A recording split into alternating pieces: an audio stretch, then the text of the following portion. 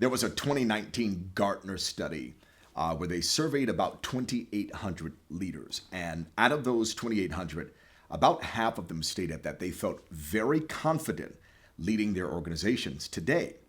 But on the flip side, that also means that about half of them did not feel as confident leading their organizations today, nor in the future. So if you are a leader that struggles with confidence, good. It simply means that you're human. Join the club.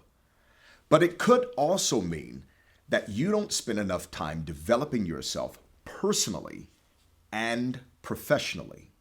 I remember years ago being in a leadership luncheon. There were about 50 leaders in the room, and this leadership luncheon was actually conducted by Dr. Sam Chan, world-renowned leadership coach and speaker and author. And I began to share with Dr. Chan all of my pain and all of my worries and the challenges that I was experiencing in the organization that I was leading at the time. And it got so bad, I hate to admit this to you, but it really got so bad, I literally started crying in the room. Again, the room was filled with about 50 people. Their spouses were there. I'm crying, and I'm not talking about just a little tear coming out of the eye. I'm talking about the worst baby cry, the snot coming down your lip. I'm sorry to gross you out there, but it was bad. My wife was crying, but the interesting thing is I looked around the room, and other people in the room were crying. And I found out later on why they were crying is because they were experiencing the same leadership pain. So I began to express to Dr. Chan this pain that I was enduring in my leadership. I probably talked about 5 to 7 minutes sharing with him my story. After I was done, Dr. Sam Chan leaned over the podium and looked me directly in my eyes. And if you know Dr. Sam Chan, he has these big, huge, beautiful eyes. And he looked at me and said, "Barry, you will never succeed past your pain threshold." And then he leans back, looks to the audience, and says, "Any other questions?" Now, I must admit, when he did that and just so easily looked to the audience and said, "Any other questions?" I was pissed. I had just spent 5 to 7 minutes pouring my heart, my soul out to this man, hoping that he was going to give me some message, some divine wisdom that would change and transform my situation. And then in just 5 to 7 seconds, he says, "You'll never overcome your pain threshold. You'll never lead past your pain threshold." That's all he said, and he moved on. But I didn't understand that until months later. I didn't understand the power in that statement. And so that's what I want to share with you. No matter where you are in your organization, you will not succeed past the level of your pain threshold. So our job today, you and me, my friend, is to help you to increase your pain threshold.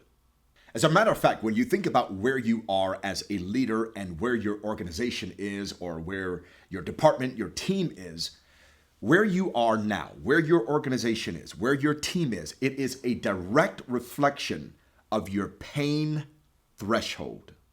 As I often say, whether your organization is healthy, dysfunctional, or whether it's stuck, it always acts like its leader. So think about that. Wherever your organization is, whatever's happening right now, whatever the culture or the climate of your organization, it's always going to mimic you as the leader. You set the tone. As John Maxwell says, everything rises and falls on leadership. That means that everything rises and falls on your ability to handle the pain and the pressure of leadership. Now, this is why it's important for you to raise your pain threshold, because your 12-month smartest vision requires a better you. Now, the fact of the matter is, a true 12-month smartest vision is always outside of your pain threshold.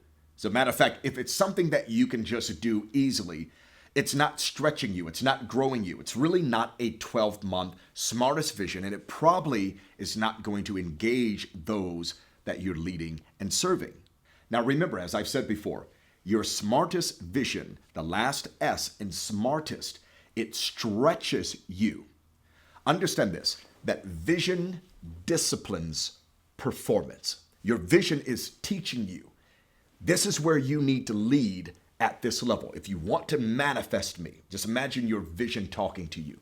If you want to grow, if you want to become more, if you want your team to perform and be more productive, this is what's going to be required.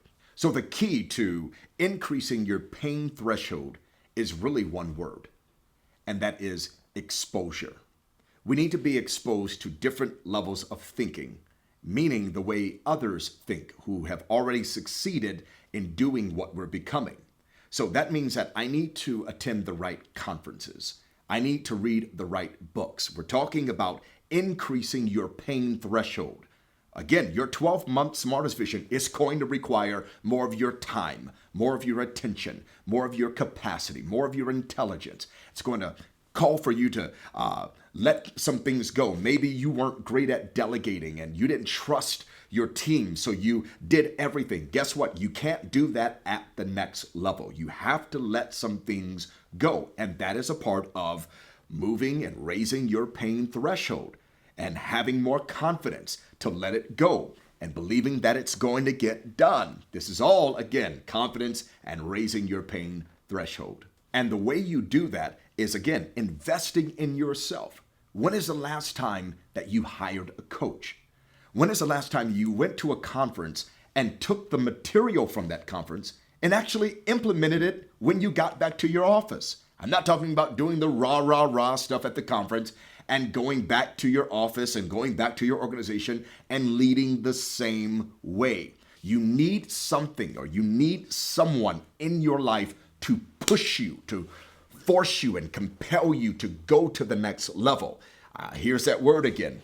You need someone who's willing to stretch you and to help you measure your success as you're being stretched. This is required by the 12-month smartest vision.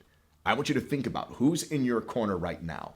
Who are the mentors and coaches, the advisors that are surrounding you who will hold you accountable to moving this 12-month smartest vision forward and then faster. I know you've heard this before. People don't leave organizations. They leave leaders.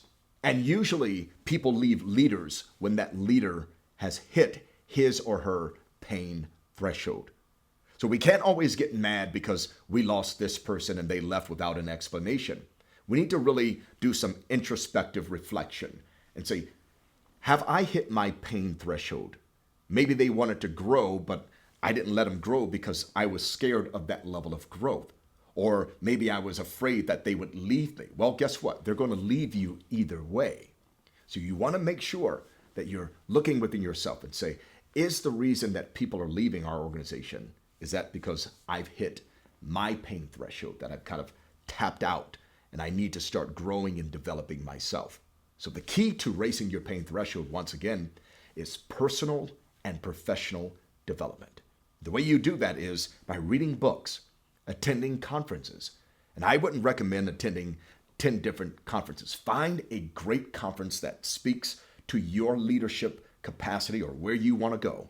Matter of fact, find something outside of your industry or that's not industry specific and attend that conference every year. Every time they have something, attend it so you can build the regimen of what they're teaching and what they're talking about. And it's going to grow you. And then you're going to come back to your organization. What's going to happen is you're going to discover, maybe along the line, maybe after a month, 2 months, 3 months, a year or so, that your pain threshold is at another level, which means that you're now able to handle more than you could at the lower level.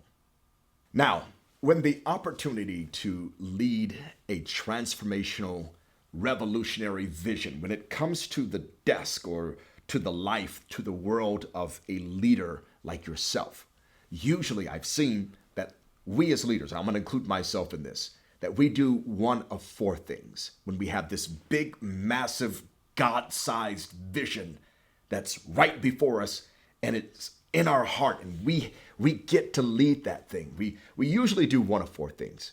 Number 1, we resist it. Number two, we reject it. Number three, this is kind of where I fall into. We reduce it to manageable proportions. Which one of these are you locked into? Do you resist it? Do you reject it? Are you that kind of leader that when the vision is this big, you say, well, let me just do this part right here because it's manageable. It's something that you can do. But again, remember, a 12-month smartest vision is always outside of your pain threshold. Again, we do one of three things. We reject it, we resist it, we reduce it to manageable proportions. Or the fourth thing, which is what I'm pushing you and encouraging you to do, is receive it. I want you to receive that you have the opportunity to lead people forward, to show them something they've never seen before, to experience a place in life or a way of living that they've been dreaming about. Again, you get to lead them there. So there's a statement that I really, really love, and it says, you don't see things as they are. You see things as you are. Again, this is all attached to your level of confidence and your pain threshold. When we get close to that pain threshold, we tend to think in how do we mitigate risk? How do we lessen the risk? And we sometimes begin to play small. And we often see ourselves small. But this is where I have to push you. I want you to think big. And in your take massive action section, this is where the rubber hits the road. This is where you absolutely must continue to be that bi-dimensional leader, visualizing what's possible. It's already there. It's already existing within you. But you have to grow to the level, and you have to believe at a higher level. Again, it's stretching you, my friend. I know it hurts, but this is so necessary for the win that's going to come through your leadership. We'll see you in the next lesson.